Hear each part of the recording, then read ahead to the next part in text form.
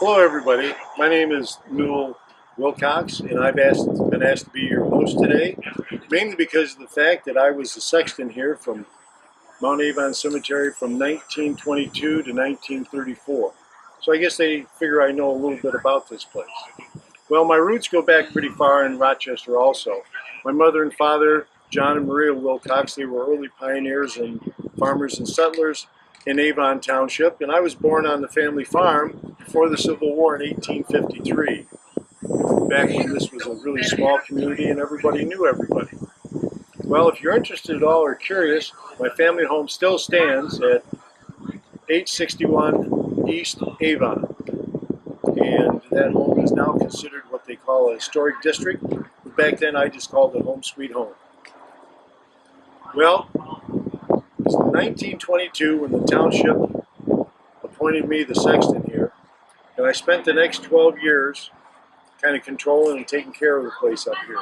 It was during that period in 1924 when the Flowers Mausoleum Company from Toledo, Ohio came to town and made a proposition to the township that they would come in and build a really nice mausoleum for them, and they would turn it over and give it to the township. And the township said, "That's great, but we're not going to pay for it." And they said, "No, we'll do it for free if we can get enough subscriptions in advance to build it." And the township went free, and they said, "No, I get it." So the township came along, so the Flowers Company sent two of their best salesmen to town. They set up shop at the old St. James Hotel. They used to be at the corner of 5th and Main Street. Well, they started contacting people around there. They had gone and sold all the available crypts in the mausoleum here. So in 1925, after they went around and did all the subscriptions, they started building the mausoleum. And later that year, they finished it and they opened it up. And the first person to come in and be interred here and laid to rest was Mr. John Barwise. Well, I've been told now that this mausoleum is 88 years old. And it's one of those things they call historic buildings around here. Well, I understand that it was starting to look a little rough around the edges and it needed a little bit of upkeep and care, so the city people got together and they did a lot of restoration work on this. And I can tell you, because I was here and saw when they built it, that this is as beautiful today as it was the day that they built it. Well, I'm going to invite you inside right now and invite you to go in, and you're going to find a really wonderful couple inside, a Dr. and Mrs. Strain. So enjoy yourself.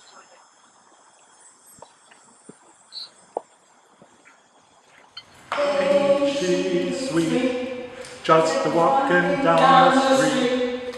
Now I ask you very confidentially, ain't she sweet?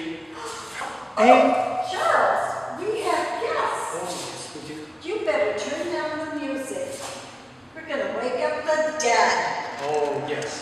I so love listening to music on these crank-out phonographs. Well, welcome. We're so pleased to have you with us today. There's so many visitors outside, but usually the doors are closed to the mausoleum, and we're especially pleased that you could join us inside today. But let me introduce ourselves. My name is Charles S. Strain, and this is my lovely wife, Coot Maud Henderson Strain. Very pleased to meet all of you today. It's so nice to have you with us here today. Let me introduce ourselves a little bit. But first, I look at some of you and they look familiar, like maybe I delivered you or your grandparents.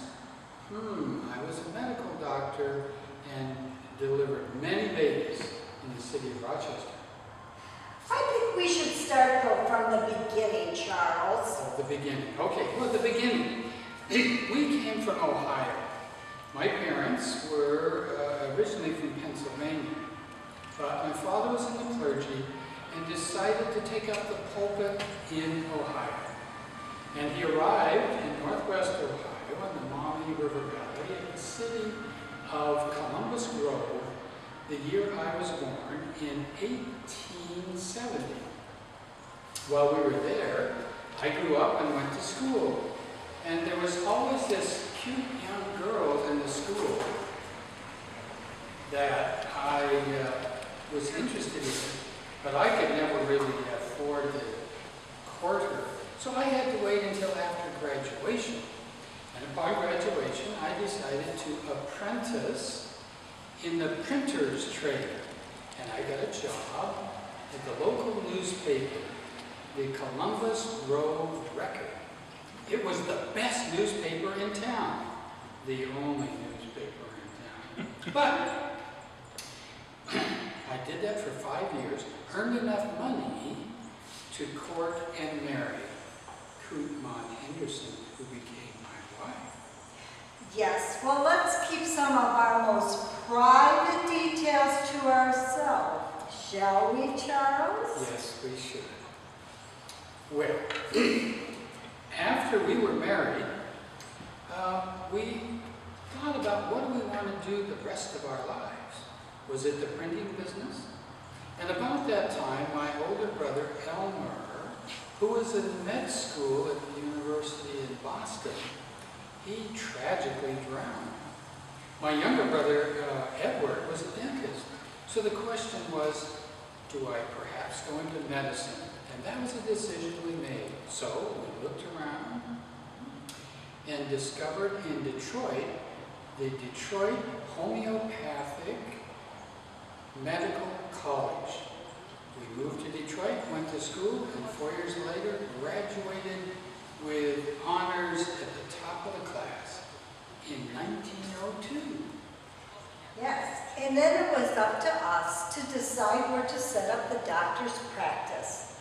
So when visiting Rochester, we decided to make it our home. We were welcomed by the fine people of Rochester in 1902. Dr. Strain then started tending to the medical needs of the people. As he said, he delivered many, many babies. Rochester was growing fast in those days.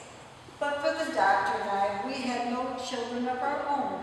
So we adopted in 1911 a beautiful young girl named Alice. She was and is the pride and joy of our family. We loved her so much. And life was so good. We enjoyed those early days in Rochester. But then, in 1918, I received a letter in the mail. And this was the letter that said, because of the Great War, I was being drafted into the military. And so, I went to my first post, which was at Fort Omaha, and I became a captain in the 18th and 19th Balloon Company, and trained with those young men. And then when they were called to the front, I accompanied them as the flight surgeon and served for 7 months on the battlefront in France. But good fortune was with us, and after 7 months of service, was able to return home safe and sound. Meanwhile, I kept myself engaged in the community whenever possible. When the American Legion Homer Rink Post was formed in 1920, I became an auxiliary member. I also helped found the Rochester Tuesday Music House. Music was a fine, wonderful joy of my life, and teaching young folks was a special joy of mine. She was a great pianist, and she could just make music so beautiful as her fingers danced across those ivories. It was wonderful. I loved to listen to her play. But she had this other passion of sharing her knowledge of music with young people. And so she took the parlor of our home, brought in the piano, and started taking in students to share her love of music. She was good. An 8-year-old trying to dance the keys and the scales was something different. So I was more than happy to slip off to the office or to go out on a house call Remember the old house calls when the doctors would go to the homes of the sickly? Well, I'd much rather have a good case of the croup than I would to listen to an 8-year-old butcher Beethoven. Do stop it, Charles. You're going to give these folks the wrong idea that I'm torturing you. Let's continue on with our story. As I said, the doctor and I were married for 46 years of marriage. He passed in 1939. I remained in Rochester and remarried Mr. Stolemeyer. In 1957, he passed. I was called home in 1962, in my 90th year. Oh, the Rochester of 1962 was much different than when Doctor and I made it our home in 1902. We'd love to thank you all for coming and visiting with us today. Thank you. And now they welcome you to the next performance. Thank you.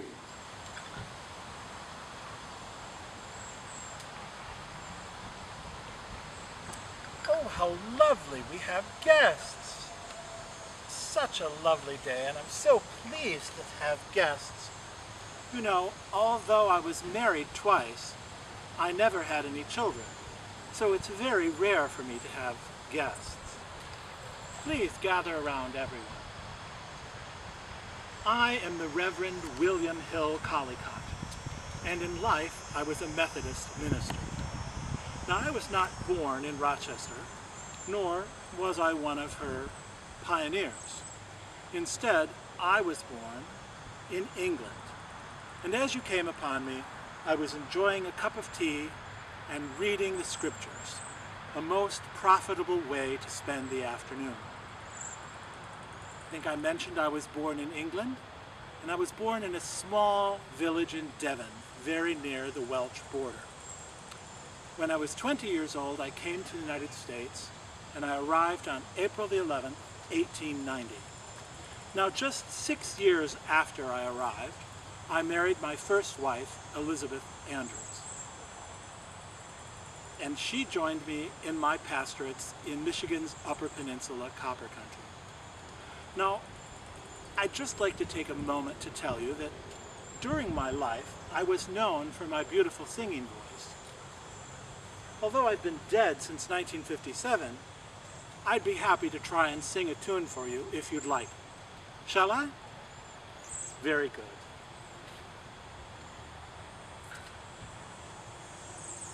Swing low, sweet chariot, coming for to carry me home.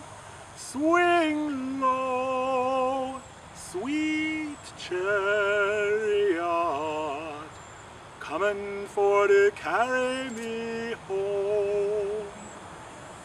I looked over Jordan, and what did I see?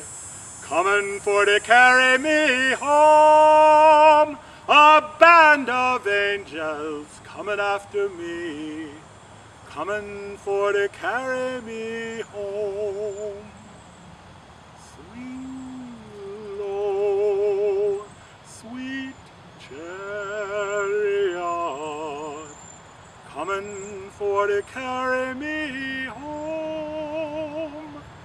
Swing low, sweet chariot, coming for to carry me home. Thank you. Shortly after my wife and I were married, in fact in 1915, we were called to Rochester, where I began my service as the pastor of the Methodist congregation here in town. And of course, my wife Elizabeth came with me. But sadly, just 4 years after we arrived, Elizabeth was called home to her eternal rest. And I lived as a widower for the next 6 years. But then, in 1925, I married my second wife, Kathleen. Kathleen was also from Devon, and we had a great deal in common. Now, I think I mentioned that I came to Rochester from Michigan's Upper Peninsula copper country. In about 1920, the Western Knitting Mill here in town received an order from the government to supply gloves for soldiers, and this meant that they would need more workers. Realizing how desperate for work many of the families in our former parish were, I organized an effort with the mill's management to bring about 200 women, and of course their families, to work in the Western Knitting Mill here in Rochester. Now this resulted in a group of Scandinavian families who met regularly to share a meal and also to remember their heritage and their traditions. And I believe, if I'm not mistaken, that group continues to meet even today. Well, I was the pastor at St. Paul's Methodist Church for almost 27 years. And during that time, I've heard it said that I either married or buried just about everyone in town. Now that might be an exaggeration, but not by much. In 1942, I retired from St. Paul's and went to a congregation in Goodison. But I came back to Rochester in my later years. Now, speaking of retirement, I didn't really believe in retirement at all. I spent my days doing the Lord's work just about every day that I was given. In fact, on the day that I was called home, I was scheduled to give 2 sermons.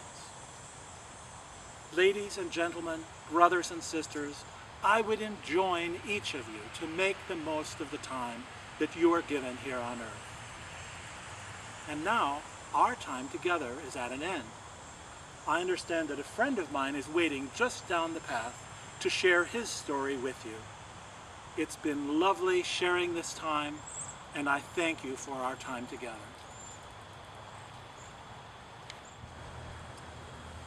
Well, how nice to have some visitors. Please step right up.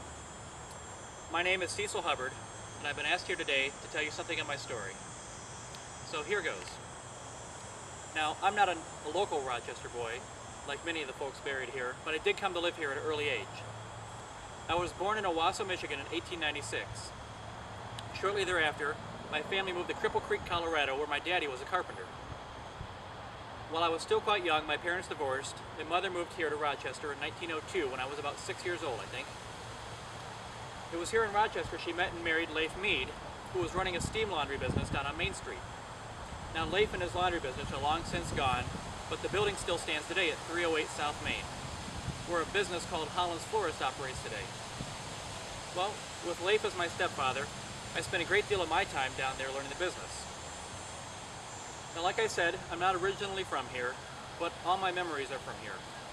I was a graduating member of the 1915 class at Rochester High School. I also played the cornet in the town band. Some people said I was quite good at it too. Well, after high school, I attended the University of Michigan. I was in my 3rd year of studies when I got called into the Army for the war that you folks call World War I. We just called it the Great War. So off I went to Camp Custer for training, where the Army made me a bugler, which suited me just fine because I really loved music. Well, after serving a year in the Army, I was discharged and returned to my studies, graduating from the University of Michigan in 1921, just in time for the start of Prohibition. Now, with a degree in my back pocket from the best school in Michigan, and plenty of years' experience, I decided to start my own business. So I opened a steam laundry down in Wyandotte. I was there for a few years until I moved on to Chicago, where I had the accident which took me from this earth. I went to sleep and never woke up, you might say, all because of a gas leak in my heating stove. Now, if you folks take anything away from this today, remember, get your heating stoves checked. I'd hate for what happened to me to happen to any of you folks. So get those heating stoves fixed. Asphyxiation, that's what they called it. Well, Mother and Leif had my remains shipped up here and buried at Mount Avon. Mother and Leif are also buried here next to me. Well, that's my story, folks. Now, before you move on, I'd like to give you a demonstration of what we're playing. Someone was kind enough to let me this fine instrument, and I'd like to give it a go. Seeing how we're gathered here today, it seems only appropriate to play a song I played many times in the service.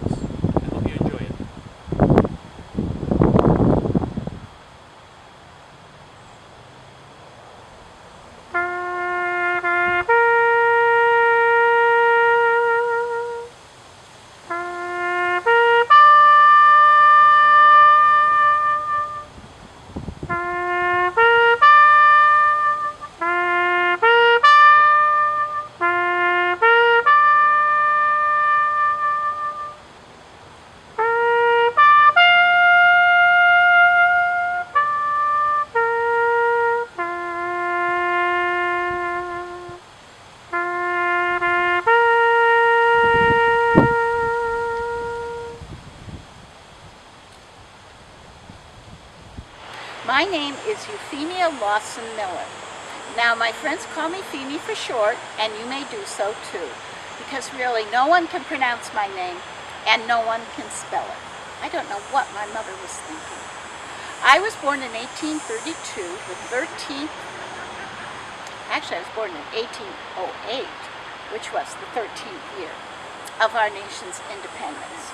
But when I was 6 years old, we had our second War of Independence, and that's the one you call the War of 1812.